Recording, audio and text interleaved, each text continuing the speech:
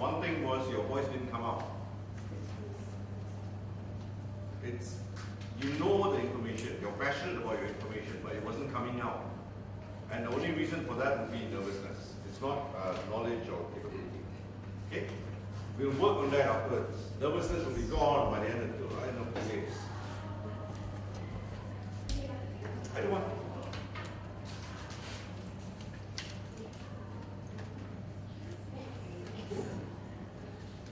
Morning, everybody. My name is Mary. I'm from the Registrar's Office.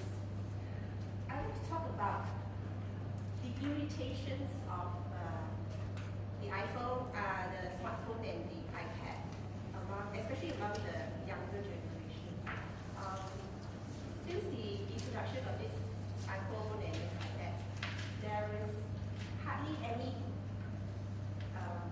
interaction or conversation during meal times with the family. Everybody is looking into their iPhones, and there's no more interaction anymore nowadays, especially during family meals. And I find that it's sad.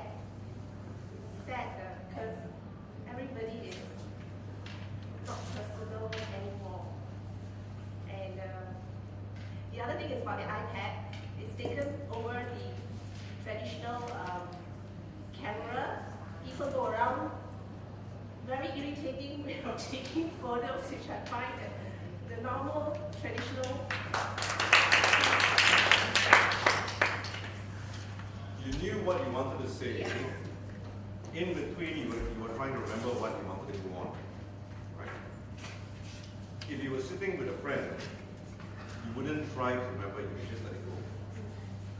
And automatically memory is there. So you're going to build the same thing. Even though you're up there, because in reality, you're always talking to only one person. It's impossible to speak to so many people at once. You're only speaking to one person because each person gets a different picture of what you're saying. So maintain that conversational style of speaking to one, it'll flow. Hey, don't stop clapping already. All busy writing. Okay, good morning. My name is Melissa. I'm actually going to share with you regarding my most daunting presentation I've ever done in my 7 years of teaching. It was a couple of months ago when I had to go to a school, a secondary school in KL, and I had to give a presentation to a group of 16-year-old girls about how to prepare themselves better for their SPM next year. And the most daunting part of it was I had to present in Bahasa for the first time in my life. Although my Bahasa is good, but it was just daunting to know that I had to speak to them fluently in Bahasa.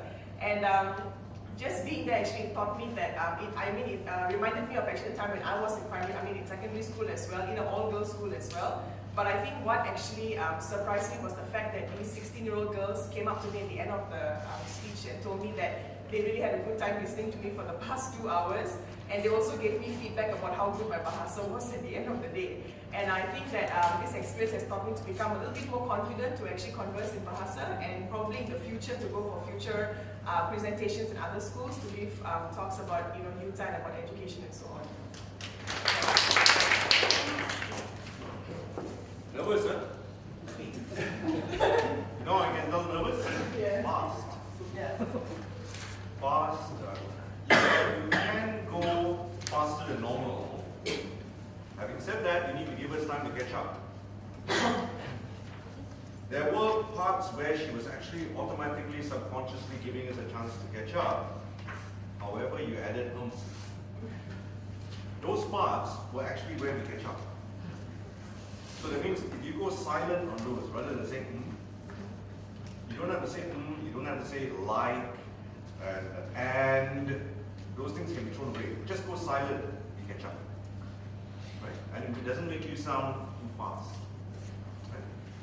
Those of you all who would like to actually do this presentation in Malay up here, it's fine. Because language is not the important thing.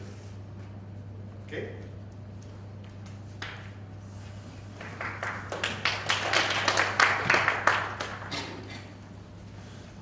Hi, good morning everyone. My name is Saravanan. I'm from my mission. Okay, my topic today is how to bring our country football as an international level.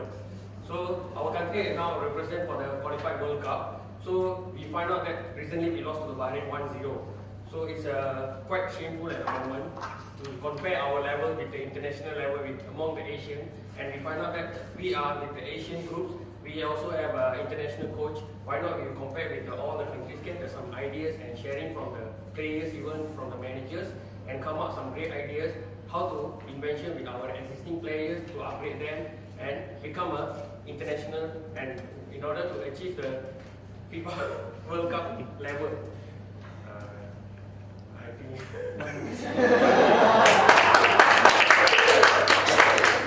Okay. Furthermore, on these topics, you may contact me below this email. Or I'm not prepared. Because you were thinking about I don't have enough, you were going very fast and letting everything out. In reality, if you focus on what's the most important thing. For example, if you're talking about World Cup, I am old school. I'm from the time when Japan meets Malaysia and Japan shivers, playing against Malaysia football. South Korea comes and looks, alamak, we have to face Malaysia, gone, we will lose. We go to the Olympics and we play against West Germany. That time it was West Germany, right? People like Beckenbauer and all play against our players and they respect them. They look at our players like Sochinan, recognized as the best in Asia. Chow Chi Kiong, best goalkeeper, right? We have Mokhtar Dahari, we have Awandi Hilal, we have Said Ahmad. The world shivers when Malaysian footballers come down. Nowadays we lose to Laos. They don't shiver. What has happened to us? Now you see how it goes? You slow it down, you bring your view into it, you bring facts of what has happened, and then you give a solution on where we're going to go. But you pace yourself. When you pace yourself, what happens is 1 minute beyond, everything is finished. For instance, I'm just using it because the last one, so to put some key points through, right? If you were to give us historical facts, because for a lot of people in the room, they don't know about Malaysia being good. It's hard for them to imagine Malaysia playing. So if you give them these kind of facts, people go like, we had Asia's best this, Asia's best that, right? Then people go like, okay, they'll go back and they'll Google, they'll find out more, and they'll come back to you. And that's the key thing about doing any presentation. You want them to come back. Okay? Please write your stars and gifts. All done with your stars and gifts? How was it? The first table good? Good? We're going to do one more person because we want to make it 6, right? Hey, actually now suddenly all this table. Okay, you go next. Yeah. Clap up. This is the odd table because we only got 4 people. My name is Johnson, and I would like to talk about the issue about Chinese traditional wedding nowadays. As we know, there have been a lot of weddings recently, especially Chinese ones. And I feel that after attending so many, I kind of feel it is quite, in many ways, pointless nowadays. You know, in a Chinese wedding, they make you come at 7 o'clock sharp, and it starts at 8:30. You just wait there, feeling so hungry and pissed off. And then people still take their time to arrive. And then when you finally serve, everything starts. You feel that most of the time we are just like an observer at the side of the table. You don't really have connection with the main characters. The most that we can is just they come to your table and yamsek, that's all. In the end, there's not much of chatter around with the main characters. And also I feel that as probably the bride and groom, sometimes in inviting those distant relatives, I don't think it is meaningful enough, because some of the relatives, they are not really close to them. And most of the time... Few points. One, there was no benefit for us. We listen when there's something we're going to benefit from. So at the start, it's not up front, I'm going to give you a benefit. The second thing is, we all want solutions. Have you ever spoken to someone, you're a subordinate or you're a student or whatever, when you pose them something and they don't give you a solution, they actually come back with a problem. The reason why I couldn't do this is this. They don't come with a solution. People want solutions. So if you say the Chinese dinners, this problem, that problem, that problem, for a lot of people, yeah, you know what the problem is. You know, come with a solution. Then you got us like, okay. They ask you to come at 7 o'clock when it's going to start at 8:30. Right? Don't come at 7 o'clock. Come at 8 o'clock. But give a big amount. Nobody complains.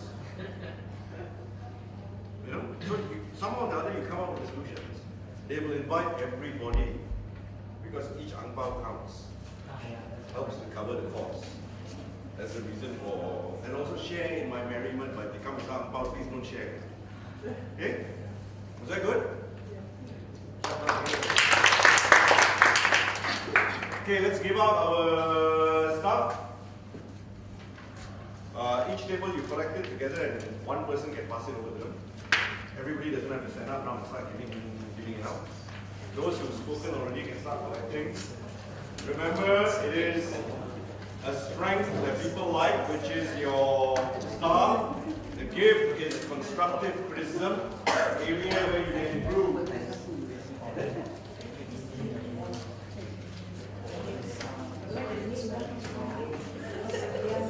Their name, not your name. The presenter's name must be there.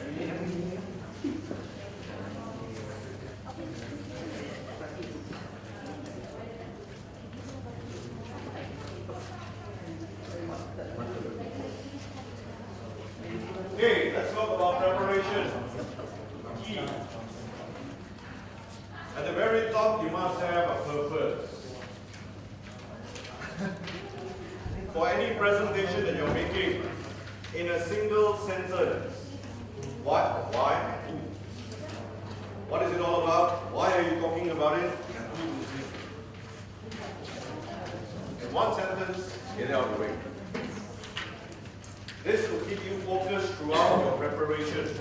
All the information you're collecting, all the data, whatever you're going to put in the presentation, this will tell you whether it's relevant.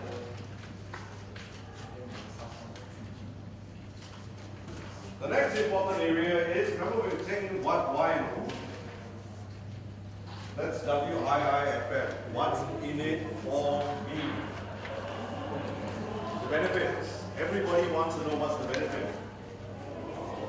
The key thing is, whatever you present, you think of your audience first. Who are they? What do they need from you, and what is their knowledge level? Then your presentation, or your speech, or your lecture can be relevant. I did this workshop for the Director of Macroeconomics, Economic Planning Unit, PM's department. This guy's been presenting for 25 over years. So he came to the workshop and he was going through the 10 Malaysia plan. After that, he wanted a separate quiet session where he went through further. Now, he didn't like this part. He said because he travels around Malaysia talking about economic plans, how is he to know who's going to be there for this to be relevant? In reality, he always knew. Because the next week he was going to present the 10 Malaysia plan in Ipoh. I asked him who's going to be there. Medical professionals. So you know who's going to be there. Medical professionals. You structure your information based upon the people who will be there. Make it more relevant to them. You can always make it more relevant to them. Example, even when you're presenting in this room, what do the people in this room have in common? What's that? Work in the same place. Yeah. So certain key points or certain illustrations or certain points you want to emphasize, you can use examples that are internal. Everybody here will go like, do you know the knowledge level of the people in the room? One thing about this room, some knowledge level very high, some knowledge level okay. So you would aim for in between. Generally what would happen is, if you're talking to your students, you bring it a bit lower so they can catch up with you. If it's a conference, You have professionals from all over the world, you bring it up a bit higher. You wouldn't go all the way down. A lot of us make the mistake of speaking down or speaking too high up. You don't engage them. If you don't engage them, they're not interested in what we have to say. That's where the knowledge level comes in. As far as what they need from you, give it to them at the very start, the benefits. When you give it to them, they will listen to you. A lot of us, on a regular basis, like I said, don't care about who's going to be there. Good evening. I'm your guest lecturer, Dr. Sheldon.